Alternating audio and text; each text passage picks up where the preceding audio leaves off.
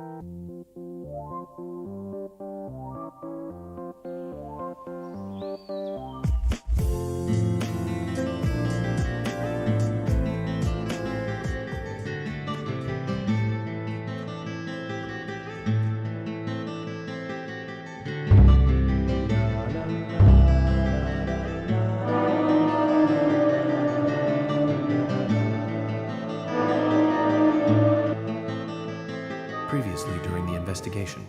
These puppies are making me go to another town in the boondocks again. I didn't think you'd keep me waiting in the rain for so long. Welcome to Greenwood. I'm the sheriff, George Woodman. Call me George. There's definitely something in this town. Do you feel it, Zach? My coffee warned me about it.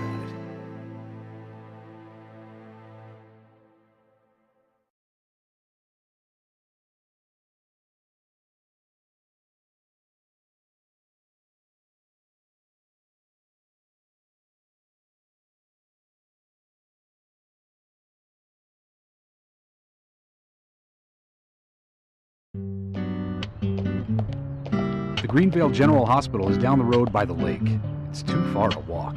Come on, get in the car. If I'm riding in a car, George, I prefer to be the driver. Can you provide a car for me? What are you talking about? You don't even know how to get there. Which is another good reason for me to drive, George. I need to learn my way around town. Oh, man. Very well. Then I'll ride with you. I want to keep an eye on you. Fair enough. Just one thing, Agent Morgan. Your involvement in this case is limited. That means you don't have to learn your way around town.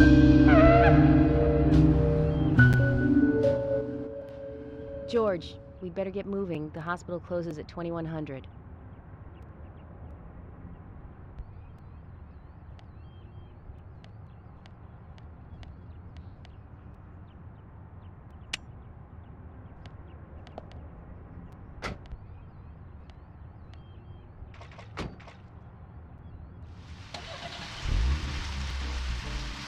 Agent Morgan, get us there quickly, but drive within the speed limit. Just because you have a badge doesn't mean you can drive like a maniac. George, what are you, his mother? We just need to get the autopsy results. Agent York isn't accustomed to the town yet. Give him a little slack.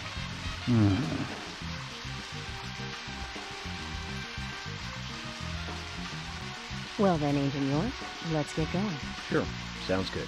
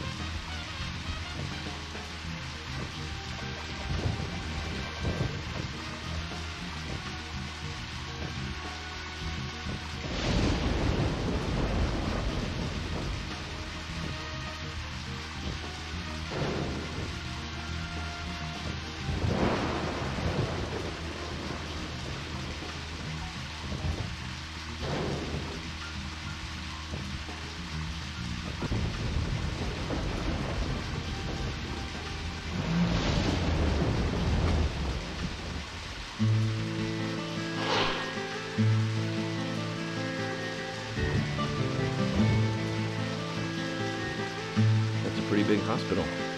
Guess they wanted to be ready for town-wide food poisoning. No. It's another leftover from the town's prosperous slumber days. Hard to imagine now, though, isn't it? My mother always talked about how energetic this town used to be. Almost like a gold rush, she used to say. Impressive. But the hotter the fever, the faster it cools. So now there's hardly anyone left to keep this place. It pains me to watch my hometown lose so many citizens. Beyond your understanding, I'm sure. Yes, I'm sorry to say that it is. Dude, that's why this case is our problem. There really isn't any need for you to get too involved.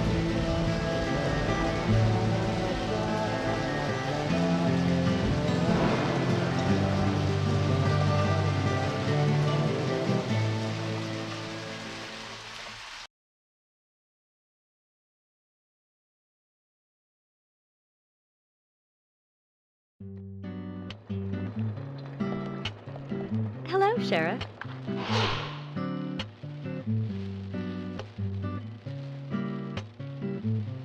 Hi there, Fiona. We're here to see Usha. Do you know where he is? I think Dr. Johnson is in the computer room. A computer room? In a hospital? Nice to meet you, Mr. FBI agent. The computer room is where our employees share a computer. Very nice to meet you, too. I'm FBI Special Agent Francis York Morgan. But how did you know I was FBI? Easy. None of the police in this town wear cologne. Besides, that scar on your face is the biggest rumor in town. Rumors get exaggerated as they spread, even in the countryside. What's that you're reading, if I may ask? You haven't heard of this yet? It's a recent bestseller mystery. It's set in the U.S., a small traditional North American town close to the Canadian border. A peaceful, traditional place. However, that peaceful town is shattered by a terrible crime. A murder of a local girl. And that incident causes grief and sadness to everyone in town. But everyone feels the seditious, heinous evil still lurking, alive. Yes, much like the situation right now here in Greenville. Fiona, don't say that. Sorry, I shouldn't have said that. With Anna dead and all. Don't worry. Books are written to entertain. It's good you're enjoying it. What we're faced with here is a terrible crime committed in a real world. Much different from that of a novel. So there's no need to apologize. Thank you, Agent York.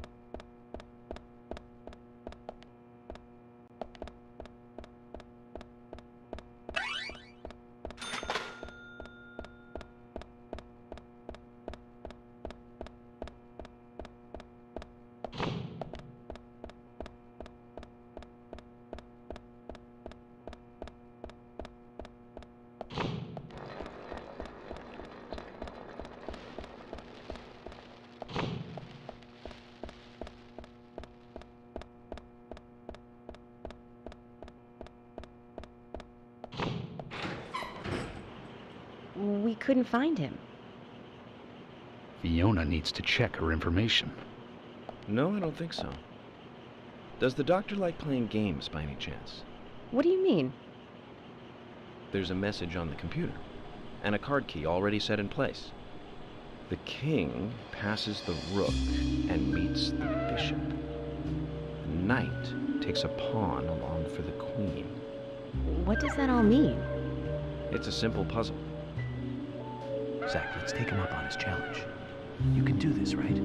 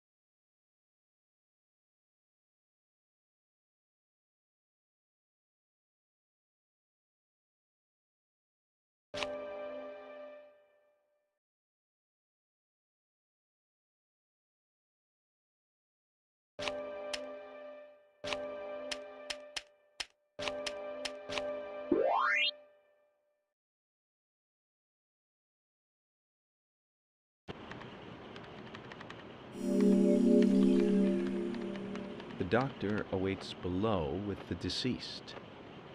Another code? But there's nowhere to insert a password. More games. I'm going to get Fiona to call Usha up here right now. No need, George. The message appeared with the card key. It's telling us where to use it. This is not the time to be joking around, Agent Morgan.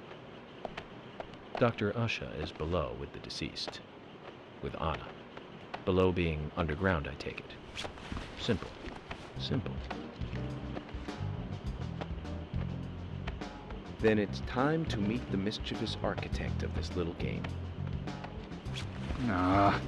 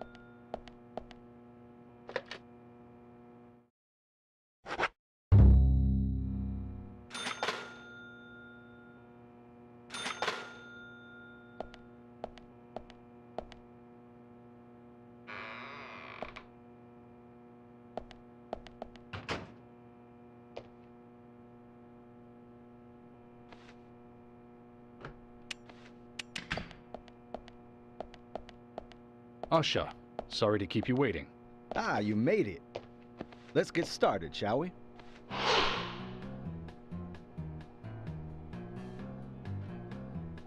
This is Agent Morgan from the FBI. Nice to meet you. I'm Usha Johnson, the doctor in this hospital. FBI Special Agent Francis York Morgan. Please, call me York. Everyone calls me that. Very well, Agent York. Are you a forensic practitioner? Let's just say I've dealt with corpses before. That battle of wits, by the way. Did you create that yourself? Mm-hmm. I just wanted to see if our FBI agent could handle the task. I see. Well, it was pretty fun. Oh, I'm glad you liked it. We don't have much time. We need those autopsy results.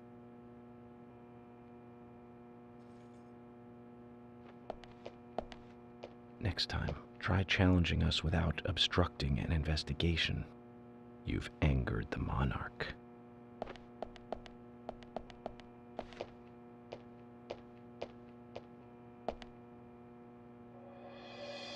From the onset of rigor mortis, the stiffening of the muscles, the time of death is estimated to be between 20 and 2200 hours. That's still quite early for such a crime to take place. Note that there are 2 exterior wounds, pressure marks around the neck, and a long cut running from chest to abdomen. Blood marks on her right hand tell us she was gripping something round in her right hand.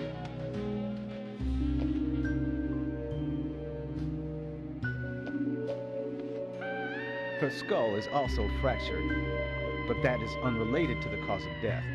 It probably happened to her after she was killed.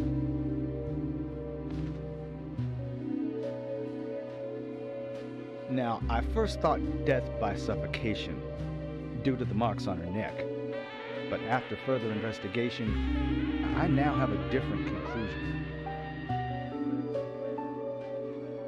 The direct cause of death was loss of blood from the wound.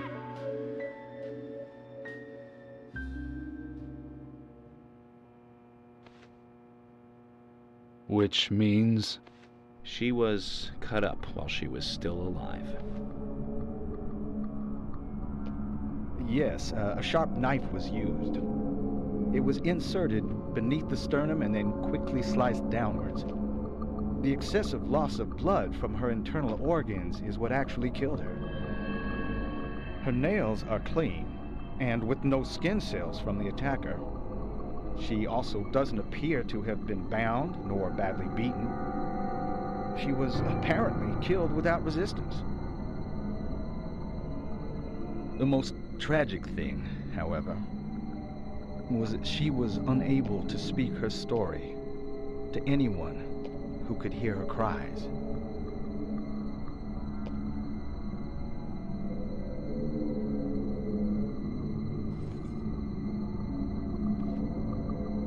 The perpetrator cut out Hannah's tongue. Well, I believe she was drugged first to phase her consciousness, and then the killer killed her. Now, the killer most likely has a deep, traumatized past concerning women. He probably cannot converse with them normally. Cutting out the tongue suggests a very lonely individual. Either that, or a truly hardcore sadist. He must get off on watching women suffer, especially when they can't answer back. He watched as the blood pumped from her body, as she gradually grew cold. A case in Seattle in 1985 was much like... Usha, please, limit your report to your findings as a doctor. Criminal profiling is my job.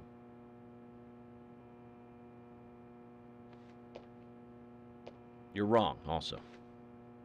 Anna died fully, deeply, painfully aware of what was happening to her. But, Tell me, what time did it stop raining on the night Anna was killed? Just before I went to bed, right after the movie on TV ended, so Around 1 a.m.? What movie was it? An American Werewolf in London. Directed by John Landis, 1981. So the rain stopped, accompanied by the ending song, Blue Moon. George, would you mind if I examined Anna myself? What more do you hope to find?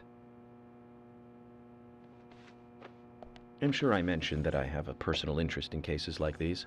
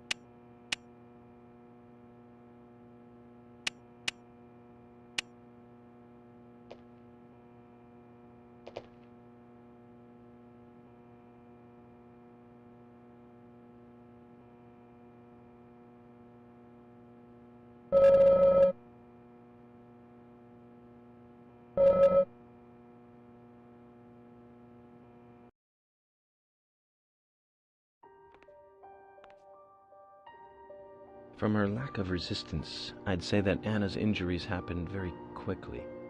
Unable to speak, she was then left to cry herself to death. Zach, it's all starting to come together. The perpetrator stayed with her for at least 2 hours until it stopped raining. At the estimated time of her death, it was still raining, but you can still see tear marks on her cheeks. That means she was killed under a roof somewhere. She was then carried into the woods after it stopped raining. There's one other thing. Her tongue was removed with a very blunt knife. In fact, it's more likely it was simply chopped off.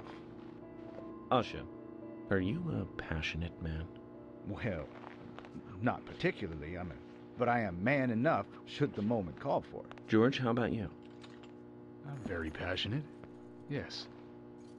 Especially when it comes to women. But I don't see what that has to do with anything. George, the perpetrator is just like you. He's passionate about women. He's a passionate kisser.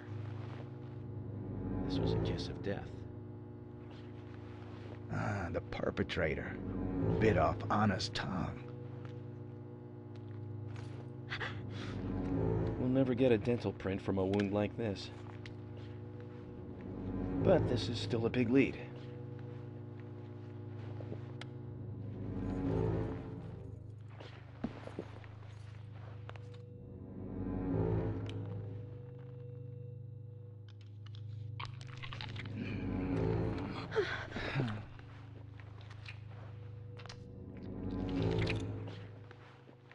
Jackpot, Zach. A shame, but our old-time all-American sightseeing tour just came to an end. This case is now under the jurisdiction of the FBI. I'm assuming command. I'll need you to assist me in the investigation. What in the hell do you mean, Agent Morgan? I know I said I was passionate, but you can't think I did this. That's not why I'm assuming command, George. You're a suspect just as much as every other passionate man on Earth. Let me show you something.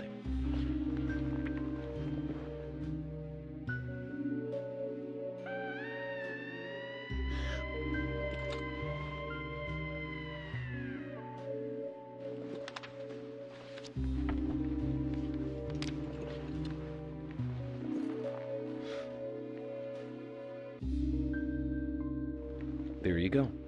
Amazing, huh? I'm sure you have a lot of questions, but most of the details are top secret. George, Emily, we should be going. No need to stay here any longer. Okay. I have to sign the release. Just give me a moment. Very well. I'll go on ahead. I can't take it any longer down here.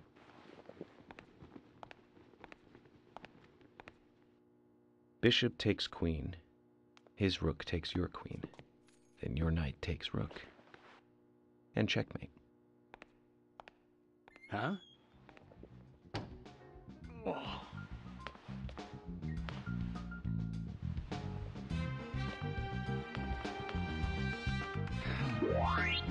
My first victory in the Grandmaster ranking.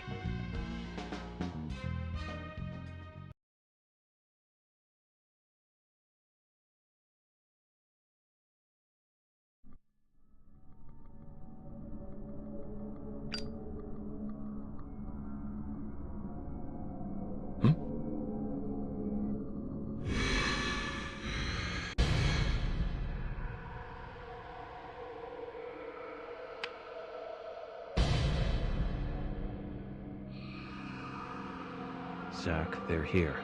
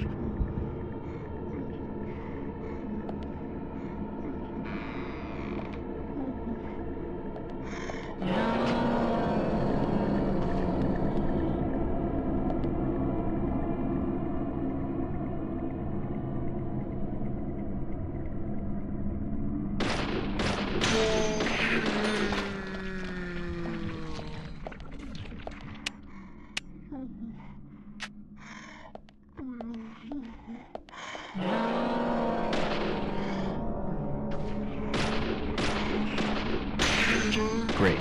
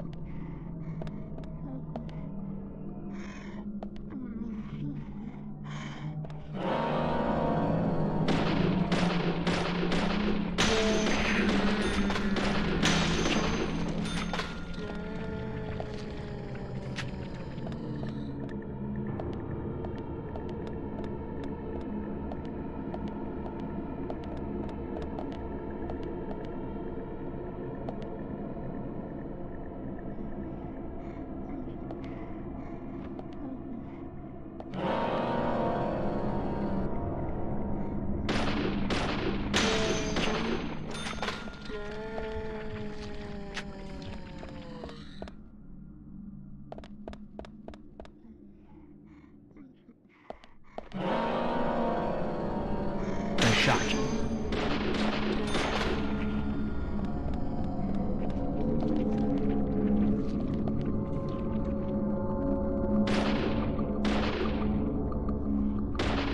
Great. Amazing.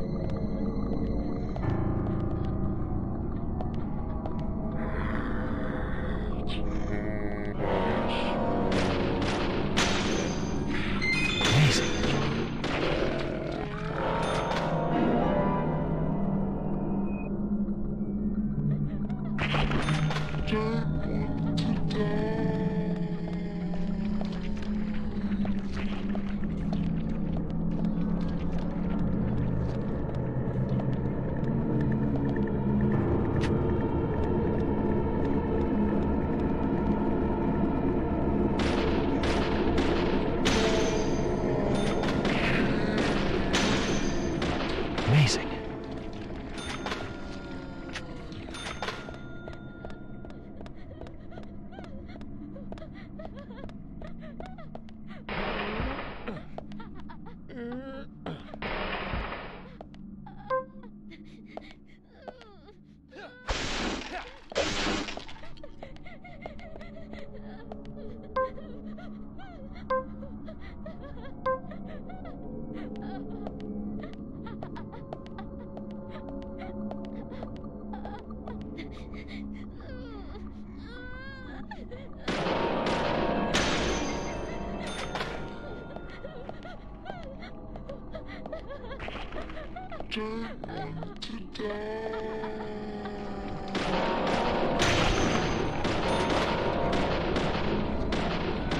Nice shot.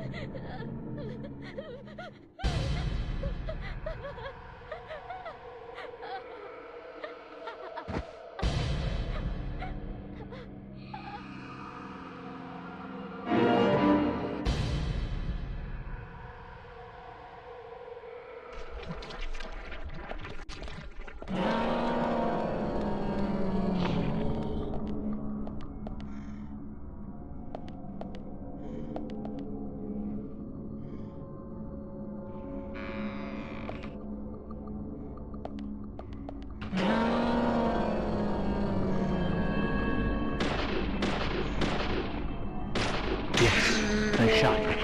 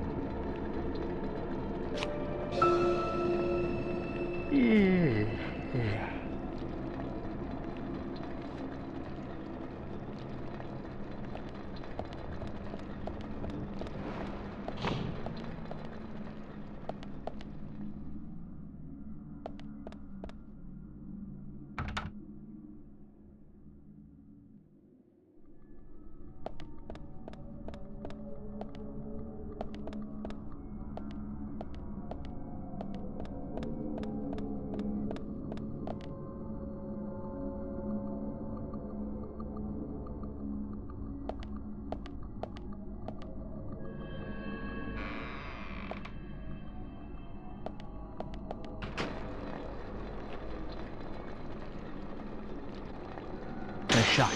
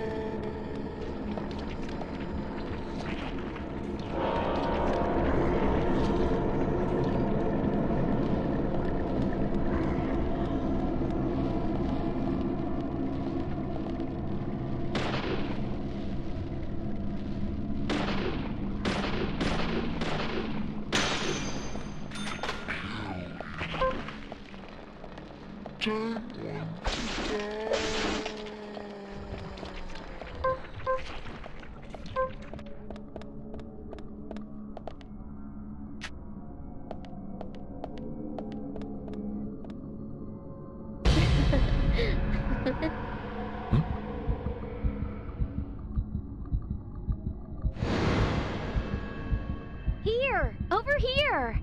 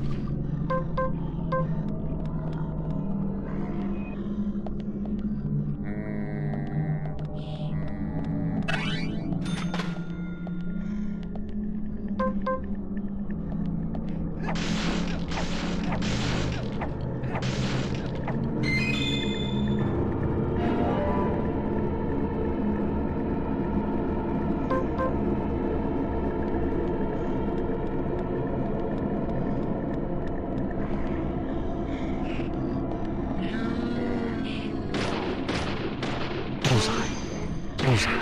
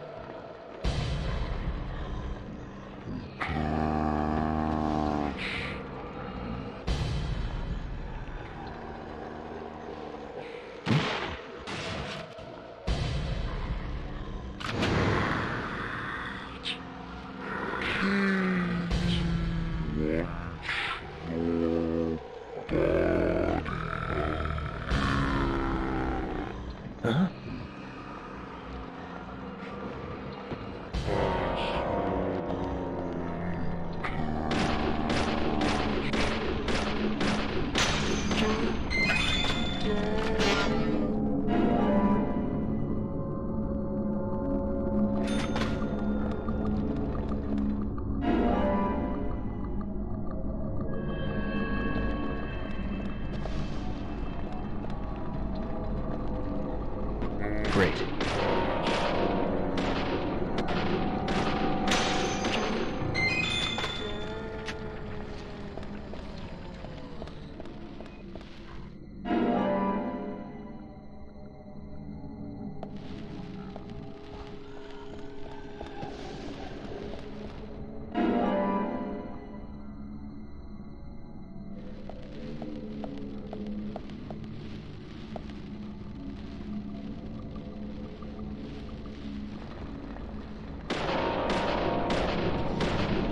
Nice shot. Bullseye. Great.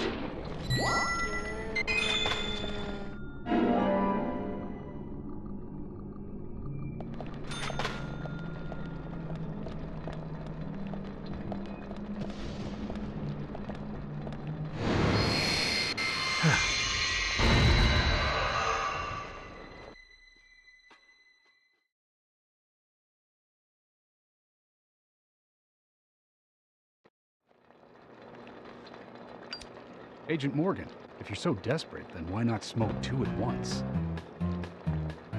It...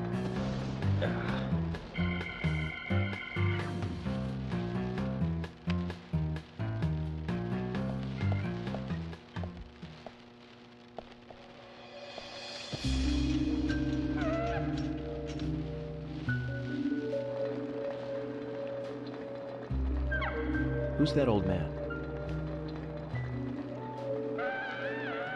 That's Harry. Harry Stewart. One of the bigger problems around here. His father started up the lumber trade and founded this town. He's a weird one, as I'm sure you can see. Always dressed like that, never speaking to the townsfolk.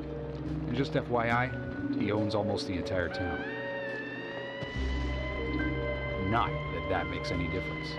So long as I'm around, he won't be getting away with any funny business.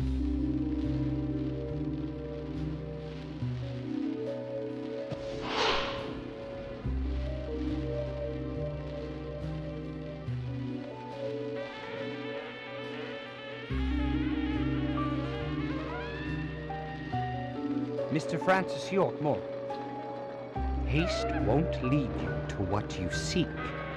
Keep your eyes focused on your footing as we speak. So says Mr. Stewart.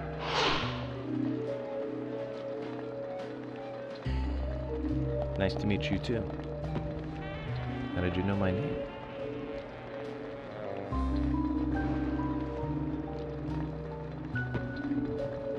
Mr. Francis York Morgan, information desires you, just as you desire information too. So says Mr. Stewart. Harry, stop trying to get in our way. Keep this up, and even you'll have to answer to the law.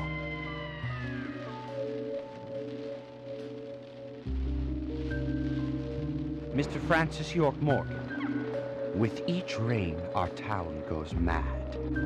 To our disdain, unpreventable. So sad. So says Mr. Stewart. Thanks for the warning. Then we shall depart, Mr. Francis York Morgan.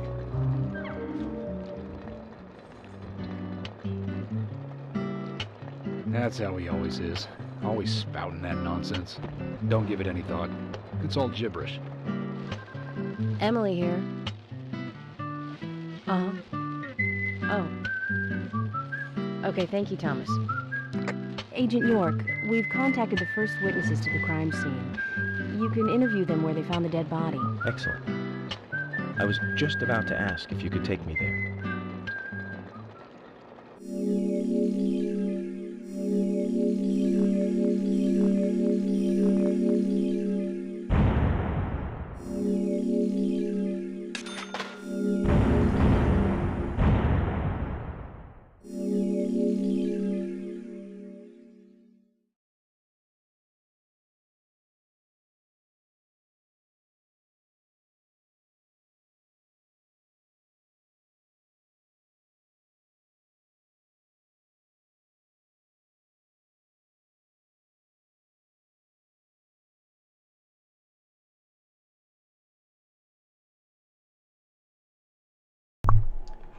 Thank you guys very much for tuning in. Sorry if you just arrived there, Mike. I gotta head out.